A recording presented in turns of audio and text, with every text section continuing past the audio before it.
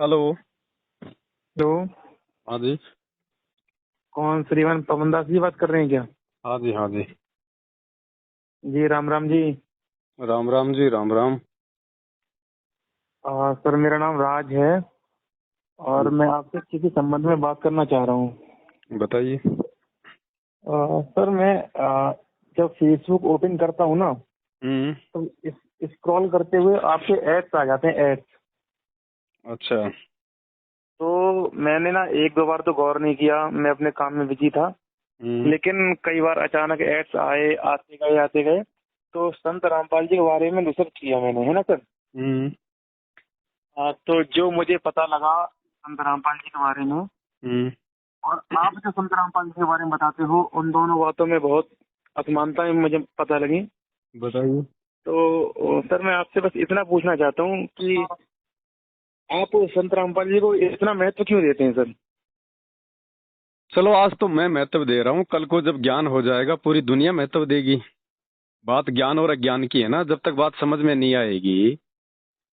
अब एक जी कोई आदमी है। जी। अब 10 रुपए का या 100 रुपए का तो सबको पता है, छोटा सा बच्चा होगा उसको भी। अब आप अगर 10 रुपए का नोट दिखाओगे, 100 का नोट दिखाओगे, उसको पता है, क्योंकि उसने देखा है, बहुत बार देखा है, इसलिए वो उसकी महत्वता को जानता है।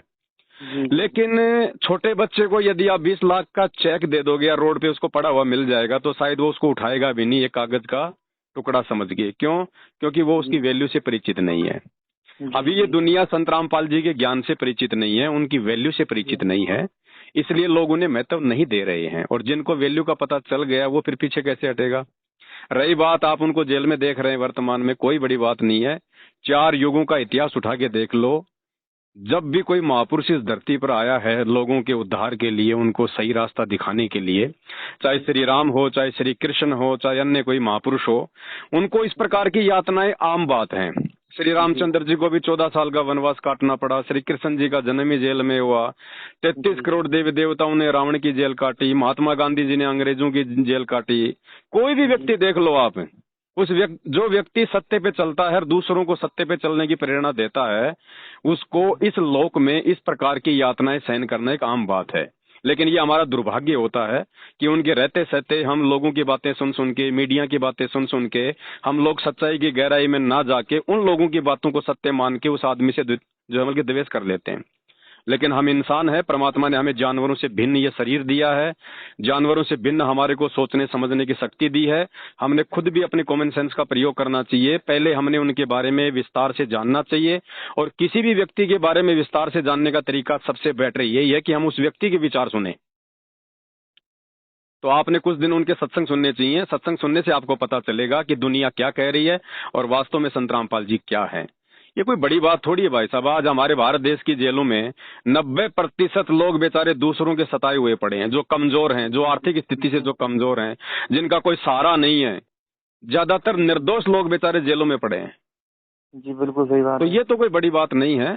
आप देख लो, सर्च कर लो यूट्यूब पे, उनके सत्संग सुन लीजिए कुछ दिन। अगर समझ में आती है कि वास्तव में उनका ज्ञान। अभी सर अभी सर एक मेमोरी कार्ड बहुत ट्रेंडिंग में चल रहा है, उसका थोड़ा बताएंगे मुझे, वो क्या है? मेमोरी कार्ड ऐसा है, वो संत रामपाल जी के मुखारविंद से 50 घंटे की वो अमृतवाणियां हैं। अमृतवाणियां क्या हैं? अभी तक केवल दुनिया 4 वेदों के बारे में जानती है, जबकि 4 वेदों का बाप है सूक्ष्म वेद। हिंदी भाषा में उसको कबीर सागर कहते हैं।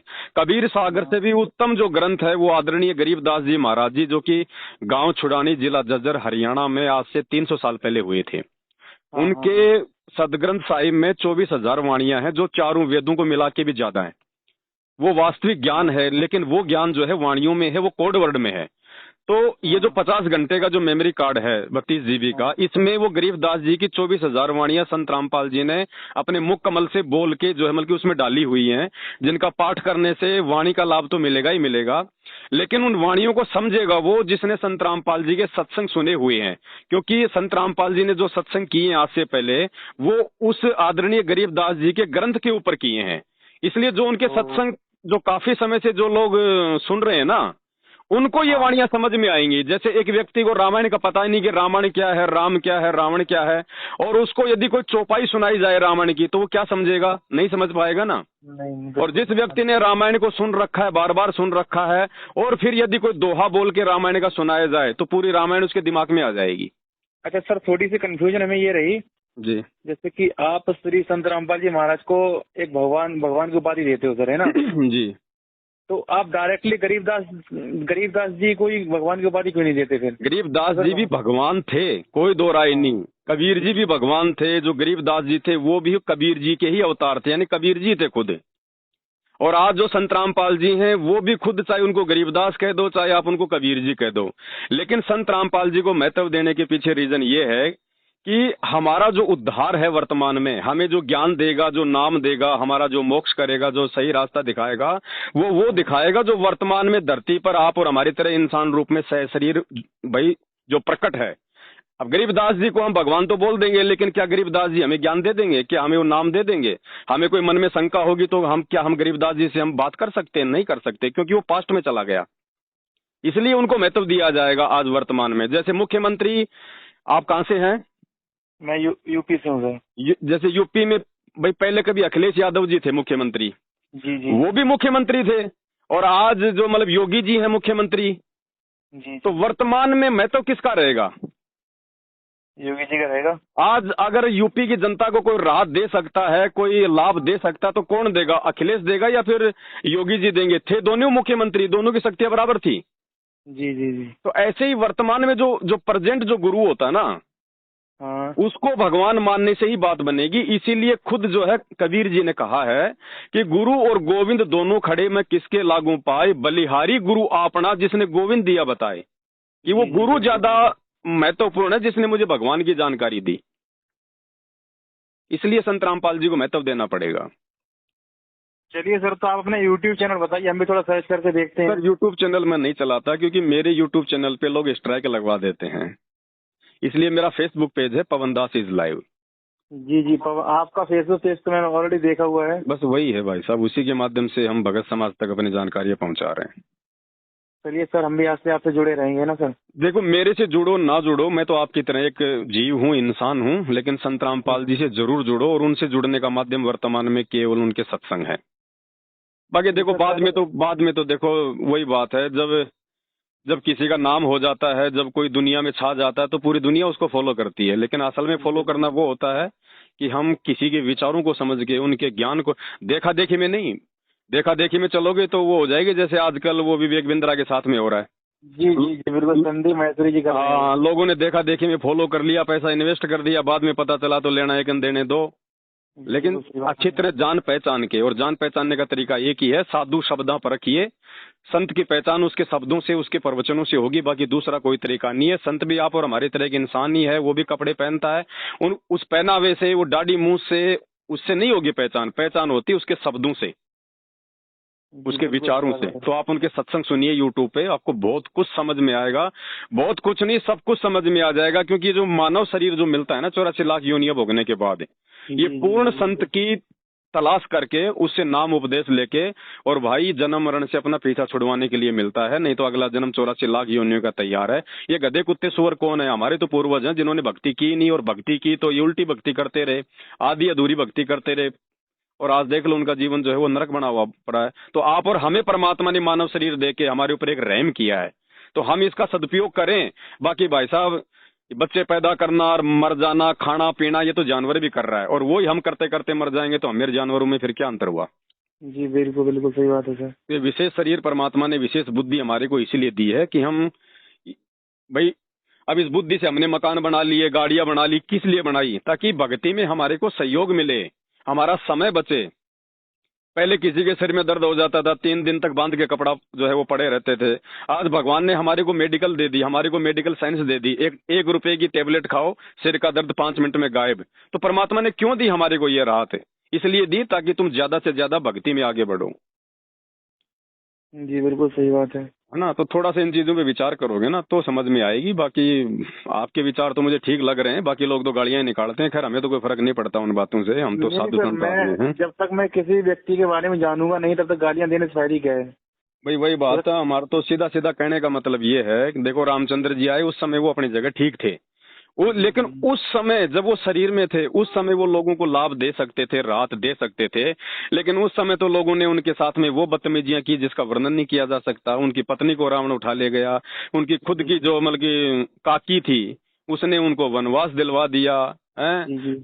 अयोध्या वासियों ने ताने मार के सीता को जंगल से निकलवा दिया, अंत में बेचारी की दुर्गति हुई। श्री कृष्ण जी को देख लो, जन्म लिया नहीं, उससे पहले मामा दुश्मन हो गया। कभी पूतना मारने आ रही है, कभी काल्यावन, कभी जरासिंध, कभी शिशुपाल, कभी कोई।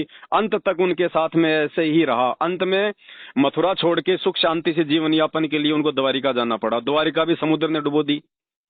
और जी, सही आज बात उनकी है। मूर्तियां बना बना के कह रहे हैं कि भगवान बेटा देना, बेटी देना, नौकरी देना, मकान देना। अरे डॉक्टर मर गया और मरने के बाद में उसकी फोटो लगा दी हॉस्पिटल में, कोई मूर्ति बना दी, और वहां जाके तुम उसको दंडवत कर रहे हो। फोटो तुम्हारा वो तकलीफ शांत करेगी क्या? बिल्कुल नहीं, सही बात है। तो आज तो राम और कृष्ण कहो, कोई भी देव देवता महापुरुष कहो, उनके चले जाने के बाद तो केवल उनकी फोटोएं शेष रह जाती हैं। लाभ तो वो उसी समय दे सकते थे जब वो धरती पर थे। तो आज भाई संत रामपाल जी धरती पर हैं। राम और श्री कृष्ण जी आए थे तो कोई जानवर बन के नहीं आए, सिर पे सींग लगा के पूंछ लगा के नहीं आए थे। वो भी एक इंसान बन के आए थे, और उनको भी हमने उनके कार्यों से, उनके विचारों से तो जाना और पहचाना। तो ऐसे ही आज अगर भगवान आएगा तो भगवान फिर कोई जानवर बन के थोड़ी आएगा, सींग लगा के थोड़ी आएगा। हमने उनके विचारों से ही उनको जानना पड़ेगा, पहचानना पड़ेगा। जी, सही बात है, बिल्कुल। तो आप विचार करो, बस हमारी तो यही प्रार्थना है। ठीक है सर, हम जुड़ते हैं। कहाँ से हैं आप जी? सर मैं यूपी से हूँ, डिस्ट्रिक्ट मैनपुरी से। चलिए, बहुत अच्छी बात है, आपके विचार बहुत अच्छे हैं। मालिक ने अगर दया कर दी तो आप उनके सत्संग सुनिएगा। अगर समझ में आ गया तो जीवन धन्य है। अन्य भाई साहब, आप चाहे राष्ट्रपति बन जाना, चाहे प्रधानमंत्री बन जाना, अंत में दुर्गति है और कुछ नहीं है इसके अलावा। जी सर, अगर मुझे अच्छा लगा ना तो मैं आपके पास कॉल करूंगा, लेकिन आप कॉल पिक कर लेना, ठीक है सर? ठीक है जी, ठीक है। क्योंकि सर आप कॉल पिक नहीं करते, मैंने 2-3 बार और भी ट्राई कॉल किया था। पिक भाई साहब क्या कर रहे हैं, अब दिन में हजारों फोन आते हैं, बहुत सारी सेवाएं भी होती हैं, इसलिए मैं तो जो बात बोलनी होती है लाइव में बोल देता हूँ। अब ये तो चलो, मैं कहीं जा रहा था, अचानक से परमात्मा ने प्रेरणा की कि आपसे बात करवानी थी, इसलिए आपका कॉल मैंने उठा लिया। जी, सही बात है, बिल्कुल। नाम क्या आपका? मैं सेव कर लूंगा आपका। सर मेरा नाम है राज। राज जी, ठीक है राज जी, आप यूट्यूब पर संत रामपाल जी के सत्संग जरूर सुनते रहिए जब भी आपको समय मिले, है ना। जी जी और जी। कोशिश कीजिए समझने की, क्योंकि शास्त्र प्रमाणित है वो सत्संग, कोई मुंह से फालतू में बोले हुए नहीं है। लोगों की तरह मीठी मीठी ये कृष्ण और सुदामा की, राम और भिलनी की खाली ये कथाएं सुना सुना के लोगों का मनोरंजन नहीं किया गया, शास्त्रों को दिखाया गया है। क्योंकि भक्ति का विधान है शास्त्र। देखो, आज ना कोई राम से मिल के आया, ना कोई आज श्री कृष्ण जी से मिल के आया, लेकिन फिर भी लोग उनके बारे में जानते हैं ना। तो उनको कहाँ से ज्ञान हुआ? शास्त्रों से तो हुआ। जी जी, तो बिल्कुल भक्ति सर। भी तो शास्त्रों में ही है, फिर उनकी प्राप्ति का मार्ग भी तो फिर शास्त्रों में ही है। जी, सही बात है सर। तो शास्त्रों को संत रामपाल जी ने खोल खोल के दिखाया है, जो पूरे विश्व में किसी भी संत ने नहीं दिखाया। क्योंकि जो ज्ञान संत रामपाल जी को है वो ज्ञान किसी और को हो ही नहीं सकता, सिवाय उन भक्तों के जो उनसे नाम दीक्षा लेके या फिर जो उनके सत्संग सुनते हैं, उनके अलावा। बिल्कुल सही बात है सर। ठीक है बड़े भाई, मैं इस नंबर से